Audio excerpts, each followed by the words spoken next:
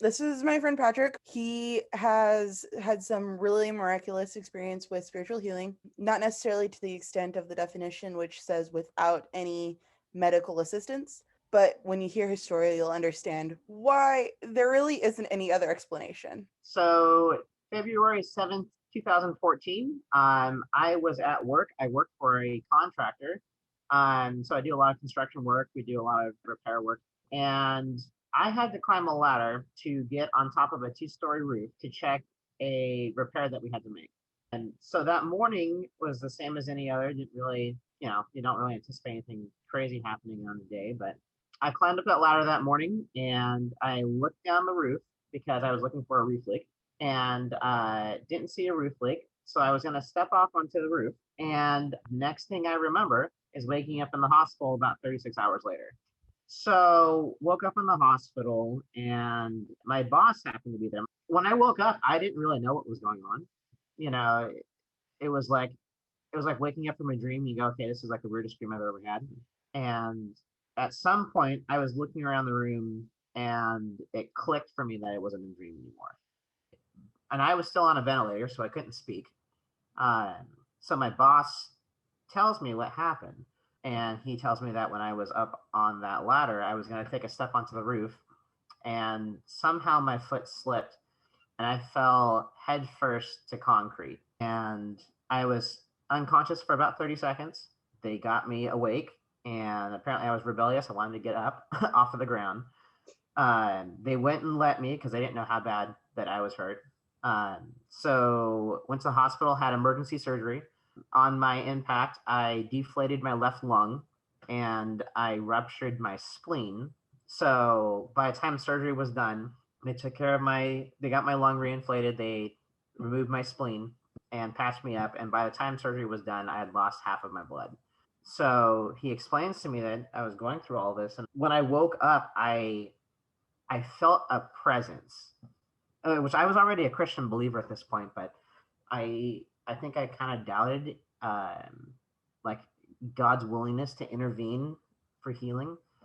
And when I woke up, I felt a presence of like it's all going to be okay. Like you like God has loved you and he especially after hearing the story explained like God's sustaining you. Um, so in the hospital, I was in ICU for 3 days, and in the ICU there was this one particular nurse who kept telling me, "You're so lucky, you're so lucky," and I'm thinking, broke 34 bones, all of my ribs, 6 vertebrae in my back, on a ventilator. I'm like, I don't feel very lucky. So she explains to me there's one time I finally had the ventilator out and she was moving me, transitioning me from a ICU to a step down ICU, which is just kind of like a monitoring area they do for 24 hours. And then they let you do your healing in the rest of the hospital. When she was moving me to step down ICU, I was telling her, you keep telling me I'm lucky and I don't understand why you're telling me I'm lucky. And she goes, you don't understand. 90% of people who take a fall like you did, head first to concrete from shorter distances, 90% of them don't come to ICU. They die on impact. And the other 9.99% of people who do survive are either paraplegic, quadriplegic, or have severe brain damage. And you have none of those. You have no idea how lucky you are.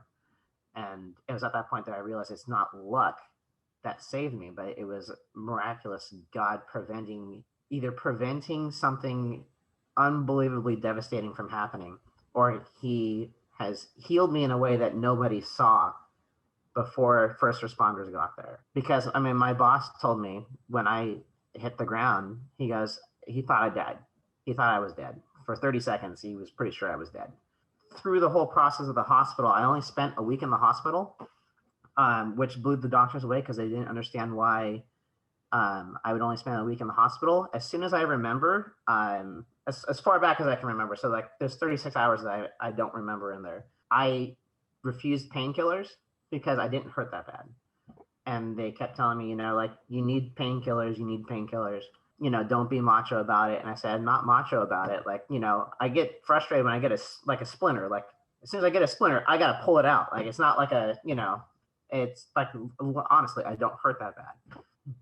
So they released me from the hospital a week later. I walk out of the hospital, and I spend the next couple weeks at home healing because rib breaks are extremely painful. Essentially, after 3 or 4 weeks, I was taking care of myself. I was up making my own meals. My arm had healed enough to where I could use it. I broke this arm actually when I fell, and now I have a titanium bar with screws in it. That's actually still there, but the whole purpose is it's supposed to hold everything together while it's healing. But the biggest point about all of that is that I healed remarkably fast, like unbelievably fast. And it's not just like, you know, attributed to being young or fit or healthy because I wasn't necessarily all that fit. It's honestly because God made a healing process happen that wasn't natural. I find out later when I go on a missions trip a couple months later, my pain that I experienced in the hospital wasn't because I was macho or whatever. There was actually a lady in this place that I do missionary work in Mexico. From the time that she heard that I had fallen off the building, she started praying that I would not experience any pain because she knew what pain was like through multiple surgeries for herself. So she specifically prayed that I wouldn't have any pain, which is absolutely miraculous because I should have been doped up on all sorts of painkillers, but I didn't need any of them. So a few months later, I had to have knee surgery done because, as part of the accident, I actually tore a couple ligaments in my knee that needed to be replaced or repaired. So I went to the knee doctor, and he has me do an MRI after testing me. And the MRI tells him that I need to have an ACL replacement. Need to have an ACL replacement, and I need to have a PCL, which is another ligament in your knee, repair because I had almost completely tore the ACL and my PCL was partially torn. So ligaments, when they are torn, they do not heal themselves. It has to be repaired through surgery. So I go to surgery a couple weeks later, and I come out of surgery, and the doctor says, "Okay, well, we replaced your ACL, and when we look at your PCL, we were going to do work on it, but we didn't have to because it was healed." Which he says I've never seen happen before in my entire life because I've never seen a ligament clearly be damaged on an MRI and then come back and find out it was healed on its own. So after my knee surgery, besides painkillers, don't need them.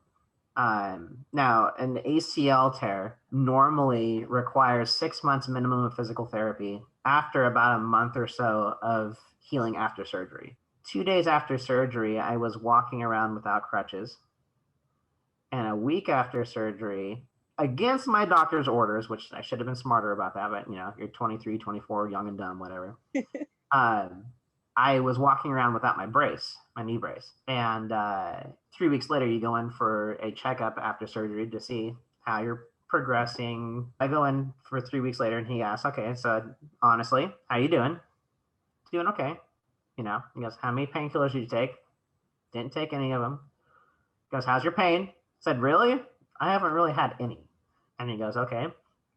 He goes, "How much walking around have you been doing? Because they encourage you to start walking as soon as you can." I said, "I've been doing a fair amount of walking." He goes, "How much are you using your crutches?" And I said, "You use them for a couple days." He goes, "Okay." He says, "That's okay. As long as you're going easy on your knee." "How much are you wearing your brace?" And I said, "I wore it for a week." And of course, I walk into the doctor's office wearing my brace. So it's like, so he goes, "Okay, well, I want to check out and see how you're doing after all of this." It's okay. So he takes the brace off and he does all of these tests for strength, for flexibility, and to see if it's when your ACL tears, your knee becomes really loose. So he's testing for that. And he goes, "Well, your repaired knee feels tighter and better than your good knee." I said, "Okay, that's cool." And he goes, "So stand up for me." So I stand up and he goes, "Okay, any pain?" "No." He goes, "This is incredible. This is absolutely incredible." He goes, "Can you do some squats for me?" So I do like 10, 15 squats. And he goes, "Okay, that's enough. That's enough. How are you feeling?" "Don't have any pain." He goes, "Can you run in place?" Ran in place. And he goes, "In my 15 years of being a knee doctor, Nobody has come remotely close to healing like you have. He goes, usually it's 6 months minimum of physical therapy. He goes, you don't need any. You just come in for your regular checkups, but you won't have to do any knee physical therapy. And still to this day, that knee is stronger than my other knee. I mean, when he left the room, he was talking with some of his assistants. And I could hear him from the room. He goes, "I have never seen anybody heal like that young man is healed." So I actually, when he came back into the room, I was able to share a little bit about my experience and witnessed to him a little bit about how it wasn't like just some random, like, I'm not like some superhero Wolverine, like miraculous healing on my own. It's not me that heals myself, but it's God who sustains me and heals me. Yeah, it's super cool.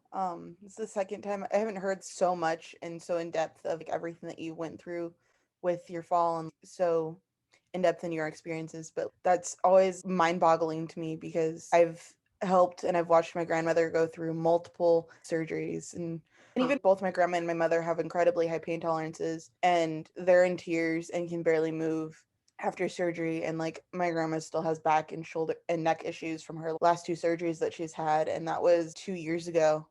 Yeah. So knowing the extent of your injuries and to hear like how quickly you healed even with medical intervention, you and I were both pretty clear, and everybody who's heard your story is pretty clear on the fact that that's not just doctors being good doctors or Right. you just being remarkably resilient. That's so much more than that. Oh, it's inexplicable. If you hear so at 3 weeks after I was discharged from the hospital, I got to go back to the doctor.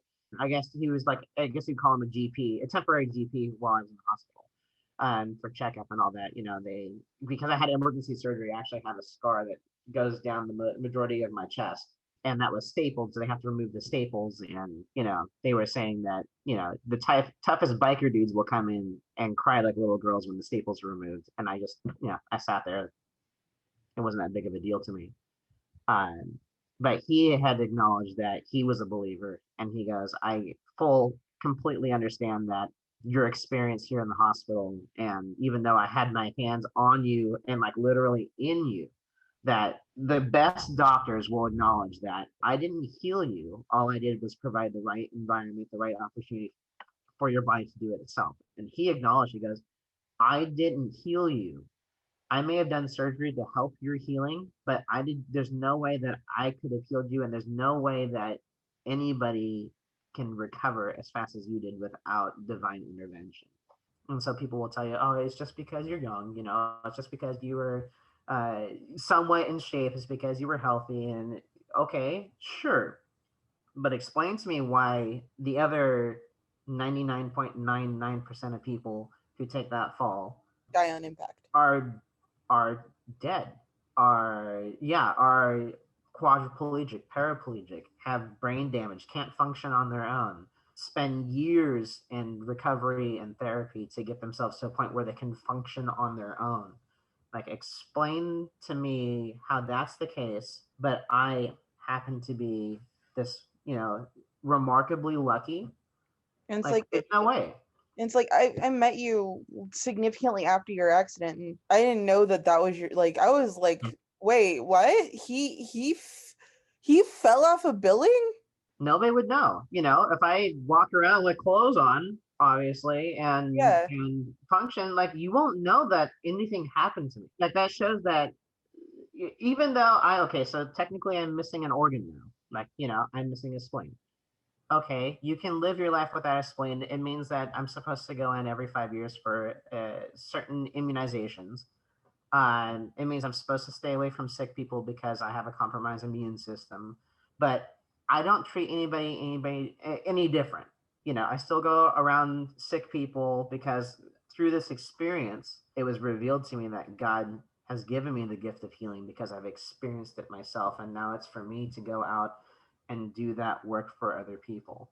That is now an opportunity to be able to go to other people and explain that God has miraculous healing power, and that, even though it may not look the way we want it to, or, it may not be as miraculous as I was somewhere, somebody laid hands on me, and all of a sudden, all of my trouble went away. even though it's not like that, it's very clear and evident. I had three pastors in the waiting room in the ICU at the same time who were coming in to pray with me and to lay hands on me. Fortunately, they could only hold hands with me, but I had hundreds, if not thousands, of people over the course of those 3 days after I fell who were praying for me. People in Mexico, people in Canada, people in Germany, people in California, people all over the West Coast, people that I've interacted with, people that family members that I know who have contacted friends. There was a network of hundreds, if not thousands, of people who were praying for me and for my healing. And, is there any coincidence that I walk out of this thing, literally walk out of this thing with nothing discernible to the public eye that anything had ever happened to me? It's, you can call coincidences all you want. You can have people tell you it's because you're young, it's because you're healthy. I don't care about all those excuses because I know the truth, because it's been prophetically told to me even after that the healing I went through was a stepping stone for God to use for something else far beyond what I understand even at this point. I mean, it's so true when you read scripture where it says that God, things that were meant for evil, God will turn for good. There are so many things like that in my life beyond just that, but, especially through that experience that I can share with people and tell people. Like, that's absolute truth. There's opportunities in your life where you can take the moment and say, why me? And, there was definitely a moment in the hospital where I said, why me? Even afterwards, why me? Why would I have to go through this? Like, there's so many opportunities there where you could say, why me? Why do I have to experience this? Does God hate me? Why didn't God protect me? And the reality is that God protected me the whole way through, and He was sustaining me in there. And I knew that. Like, I knew that in the hospital, even in those moments of doubt where I say, why me? I don't know if I would say it was even necessarily really doubt, because I knew deep within my spirit, the Holy Spirit was speaking to me and telling me that it's not about why you. There's an opportunity here that you can experience for God to use you in a new and glorious way that you haven't experienced before. And up to that point, there were several times where I prayed for a spiritual gift, which, I thought, okay, I have this gift, I have a gift of discerning, or I have a gift of, you name it. There's so many times I kind of flopped around and said, okay, God, I want a spiritual gift, but I don't know what it is. And then to have, 5, 6 years later, somebody prophesy over me and tell me, no, God, you went through that experience because God wants to unleash healing in this world through your testimony. In fact, the man who had prophesied over me with that had told me, he goes, I picture you being in a room, whether it's a hospital or a house or whatever, speaking to somebody who's in a wheelchair, and you're sharing your testimony about what you've experienced and the way that you can confidently proclaim to people that God is still healing in this world. There are still miracles happening in this room, or in this world, and then helping that person out of their wheelchair, and they're standing for the first time in years. That was a vision that he had that I mean, I haven't seen that kind of healing happen yet, at least through my experience. But I've seen little things happen here and there, and in a way, there was spiritual healing through that experience. Um, there was a there's several moments before that accident where I had questioned my own salvation, because I was still struggling with sin. And there were several times where I go, if I'm still struggling with sin, am I really saved? Have I really experienced the redemption of Christ? And through that experience, it was God firmly telling me, like, no, you are my son. Even though you still struggle with sin, even though there are points in your life that are still hard for you to resist sin, it doesn't mean that I love you any less, and it doesn't mean that you're not mine. And I'm going to prove that you're mine through this experience.